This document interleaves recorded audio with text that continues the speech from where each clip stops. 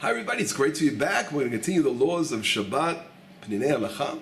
And today we're continuing with the laws of preparation. We're going to talk about sailing on a boat before Shabbat. But before we do so, I'd like to bring down the simple principle that one, Shabbat, is pushed aside when it comes to life-threatening situations. If, God forbid, a person ends up in a life-threatening situation on Shabbat, he's allowed to do anything he can to save a life or to save his own life. He's not allowed to, God forbid, submit himself to destruction because of the Sabbath. It says, "V'chai behem," one shall live by them. The Torah is life, and therefore we can do anything to save a life on Shabbat. But the question arises if one is allowed to purposely, he knows that if he does something, before Shabbat, he's going to end up having to profane the Sabbath. In other words, he puts himself in a life-threatening situation as Shabbat enters, and now he's forced to transgress the Shabbat because of what he did before Shabbat. Is that allowed? And the answer is no. A person cannot put himself in a life-threatening situation on Friday, and Shabbat enters. Now, Shabbat's here. Nevertheless, I'm allowed to transgress the Shabbat to save my life, so I'm going to do so. So therefore, a person has to be very careful to take consideration his planning his week, that he doesn't do dangerous things on Friday that he's going to end up on Shabbat going to have to transgress and break the Sabbath. And I give an example here in the mountains of Shomron and Samaria. I'll give a theoretical possibility, just to give flavor to this question. It's although these things are really don't take place because the dangers are always there. For example, visiting the tomb of Joseph. We all know, unfortunately, the tomb of Joseph is in a very dangerous place for Jews to go, and we're not allowed to enter the city of Shechem, the holy city of Shechem. Known as Shechem in English. We can't enter Shechem, the city of Shechem. And why? Because if Jews enter the city of Shechem, the Arabs will come out and attack and open fire on Jews entering that city.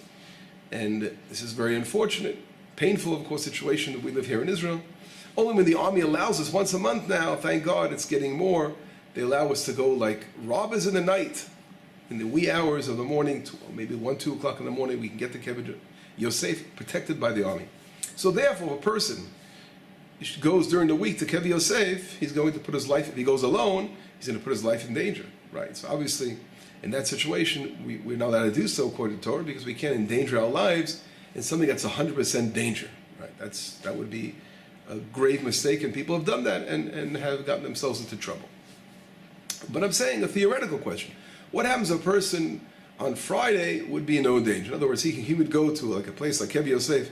On Friday, he knows that there are no Arabs around, no terrorists around, they're going to want to shoot him, and he wants to just go pray at the tomb of Joseph on Friday. And he goes. But he knows that the minute, and he wants to really stay there for Shabbat, but he knows that when Shabbat enters, the orcs are going to come out, and they're going to try to kill him, so he's going to have to get out of there on Shabbat. He's going to have to make a phone call, and use his phone on Shabbat, which is not allowed, it's prohibited, right? Or get in a car and drive on Shabbat. So in that situation, is he allowed to do so? Going on Friday knowing that Shabbat's going to come in, he's going to have to transgress the Shabbat to save his life. And the answer is, of course not. A person is not allowed to plan a situation that he knows that he's going to have to transgress the Shabbat because of his actions. That he can't do. Okay, so that's something that I want to first stress and know.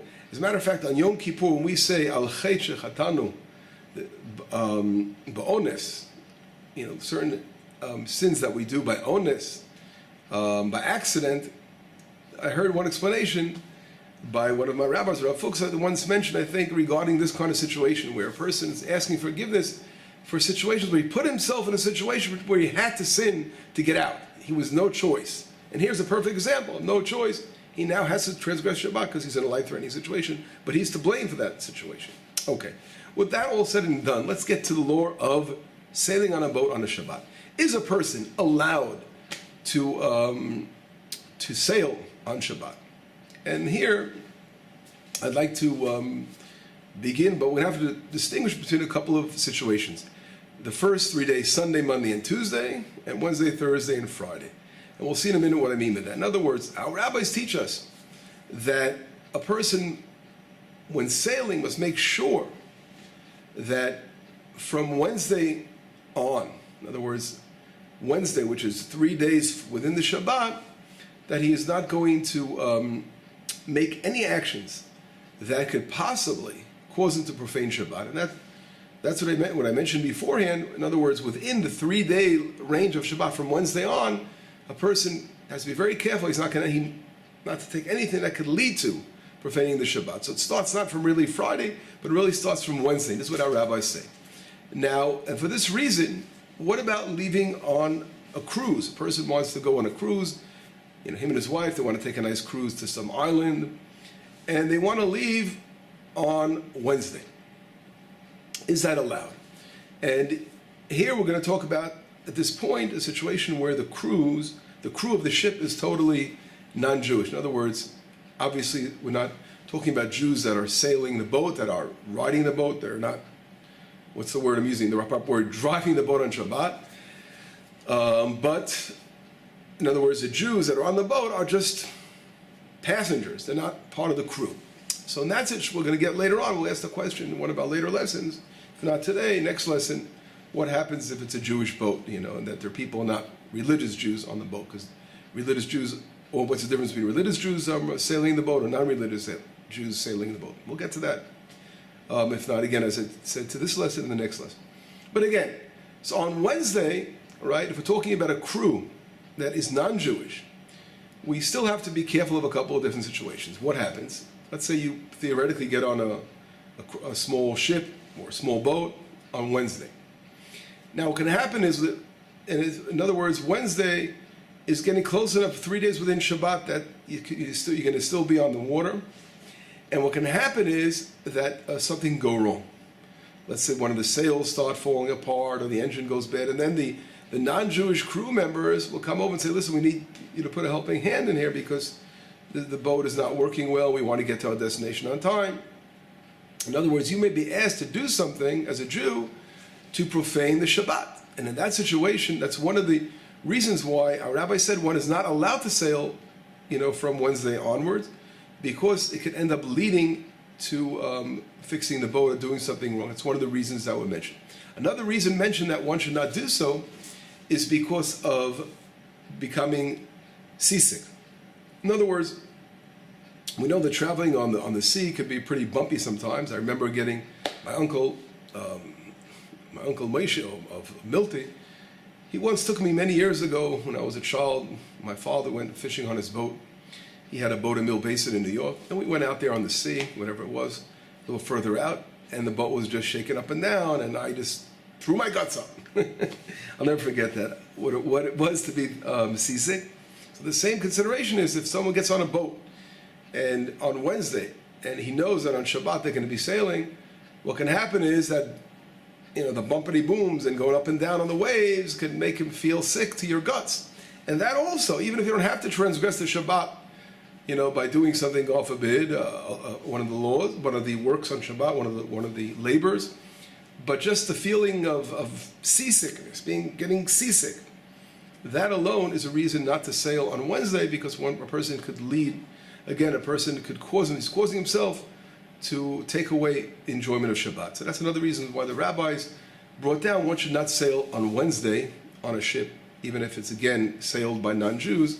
That's another reason. Another reason mentioned is regarding the height of the water. In other words, if the boat gets within an area where the water is under 10 cubits, which is 80 centimeters, in that situation, it's considered going outside the tchum.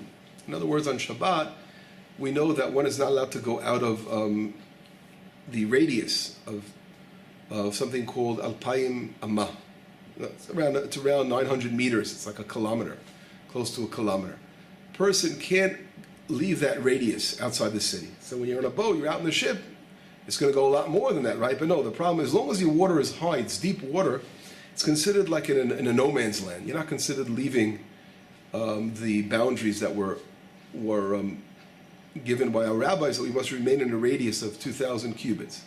But if a person is going to be a boat's going to go over low water, it's going to get close enough to the ground. In other words, a boat, of course, that hits too close is going to bottom out. But if a boat is going to get close, close enough within 80 centimeters, in other words, around the meter, which is around 3 feet, the bottom of the water, that's considered already that you are on the ground and you consider leaving the tchum.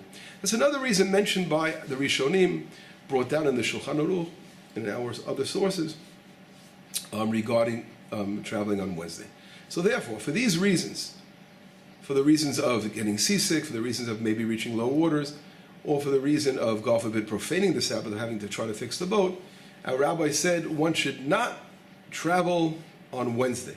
One should not leave for a cruise, a fun cruise, or personal reasons on Wednesday, and for those reasons. And those reasons are brought down, and therefore, if you ask the question, are you allowed to leave for a cruise? One should say, surely not for the first 3 days before Shabbat, but one is allowed to leave Sunday, Monday, or Tuesday. That wouldn't be a problem at all. But in reality, if we understand that today, these reasons do not apply. In other words, today, boats, cruises, going on a cruise, I never did something like that before, but although it's my wife's dream to take on a cruise one day. And but anyway, going on a cruise, I have friends that like going on cruises. But anyway, going on a cruise, if you know that you're going to be always in deep water, and you know that the majority of people, are non-Jewish. In other words, there's also a problem when a non-Jew does something for Jews. But if there's a majority of non-Jews on the boat, so they're really sailing not for the sake of the Jews, but they're sailing for the sake of the whole group, which is the majority. Or for sure you're not going to be reaching shallow waters because no real cruise ship can get anywhere near that kind of height of water, right? Therefore, in that situation, one is allowed to go even before Shabbat. One is allowed to travel in that situation, knowing that those problems would not apply at all, and won't be allowed to leave for a cruise even a minute before Shabbat begins. That wouldn't be a problem at all. I should mention that, as mentioned before, if the majority are non-Jews, but even if the majority are Jews on a cruise, but we know that there are set times, in other words, that a boat, a certain cruise knows that it's going to leave on a certain day, and no matter how many people sign up, just like a plane takes off, right? No matter how many people sign up, this boat is going to travel on such and such day. In that situation, it's fine. There's no problem at all. You're allowed to leave even if there's a majority of Jews, because the boat is going to leave no matter what. They made an agreement. They said, this is a day we're traveling. It's not dependent. The non-Jews are not doing work for Jews specifically on Shabbat, because they know it could either be Jews or it could be non-Jews in the boat. That could be the majority. So it's not dependent. It's not the Jews that are causing them to do the work on Shabbat. Okay, that's again another issue itself. Now, the next issue I want to talk about, if a person knows, let's say 100% that he's going to have to transgress the Sabbath. It's an interesting question, just like we said before. But now it's before Wednesday. We said, until we just learned before in the beginning of the lesson, that from Wednesday on, a person can't do something that he knows for sure he's going to end up in a situation, of a life-threatening situation on Shabbat, that he's not allowed to do it from Wednesday on. But what happens if a person does something like that from Sunday, Monday, and Tuesday? Before Wednesday comes in, does a person have to take Shabbat in consideration very early in the week? And that is an interesting question, which is brought down in the Poskim. There's a disagreement amongst them. According to the Radbaz and the Marivil, one is not allowed to put himself in a situation that even in the beginning of the week, if he knows for sure that Shabbat's going to come, he's going to have to transgress the Shabbat because of what the position he put himself in, he's not allowed to do so. The next situation we have is the other opinion. I mentioned the Radvaz and the Marvil. According to the Shulchan Aruch and the Rivash and the Razah, other Rishonim, and the Shulchan Aruch, the beginning of the Achronim, they say that a person is allowed to leave, before Wednesday, regardless of the circumstances. In other words, even if they know that there's a chance that they're going to come to, profaning Shabbat, since they left before Wednesday, one is allowed to leave. Now, if it's only a chance that one may, transgress the Shabbat, then everyone agrees you're allowed to. In other words, if it's only a safek, as we say, a doubt, then according to all poskim, one is allowed to leave the first 3 days of the week. Okay. Now, what is considered 3 days? And I mentioned before, I hinted that there was also opinion that the 3 days start on Wednesday. Others say the 3 days start on Thursday. And there are really two opinions regarding when the 3 days. The answer is Shabbat considered one of the 3 days or not? And this, there was a disagreement of poskim. The Mishnah Brura brings down the argument between the Magen Avraham and the Vilna Gaon. And according to the Magen Avraham, the prohibition begins on Wednesday, and according to the Vilna Gaon, it begins on Thursday. In other words, there's a leniency from the Vilna Gaon that Thursday, everything we spoke about until now begins really on Thursday. And therefore, according to his opinion, one would be allowed to leave on Wednesday. But in reality, we can say that if the problem, the concern of profaning the Shabbat is related to getting seasick, that's the only concern, then one would be allowed to leave on Wednesday, for sure, even on Wednesday. Why? Because he can rely on the poskim that say that the counting of the days would really, Wednesdays, again, Thursday, Friday, and Shabbat. Shabbat's one of the days, so Wednesday would be one of the days you're allowed to travel. And then you can rely on that opinion, since many opinions that hold the reason of seasickness count from Thursday, not from Wednesday. So anyway, that's another interesting issue that we must take into consideration. And if we sum up what we learned, let's make a little summary. So we discussed again generally profaning the Shabbat, putting yourself in a life situation where you have to profane the Shabbat. That can't be done if you know for sure, if it's close to, if it's from Wednesday onward, you cannot put yourself in such a situation. Before then, in other words, the beginning of the week, one would be allowed to do so according to some poskim. Some poskim would allow so only if it would be a doubt, but not sure. And as far as sailing on a boat, we mentioned a boat that is run by non-Jews. One has no problem sailing on that boat even a minute before Shabbat, if there is not any concern of becoming seasick, or having to do something off it on Shabbat, or getting into low waters. Otherwise, if those concerns are relevant, then one must leave before Wednesday, Sunday, Monday, and Tuesday, and not leave on Wednesday. As I mentioned before, if the only concern is seasickness, then one would be allowed to leave even on Wednesday, because the Vilna Gaon counts days starting Thursday and not Shabbat, not Wednesday. But anyway, God willing, next lesson we will discuss reasons where one is allowed to travel even during the 3 days, even right before Shabbat, with all those problems involved. We'll talk about that regarding a mitzvah, when someone is sailing not for a cruise, a family trip, or personal reasons, but actually for doing a mitzvah. And that will be lesson 24. So anyway, this was lesson 23, and we'll continue very soon on the next lesson. Bye-bye for now.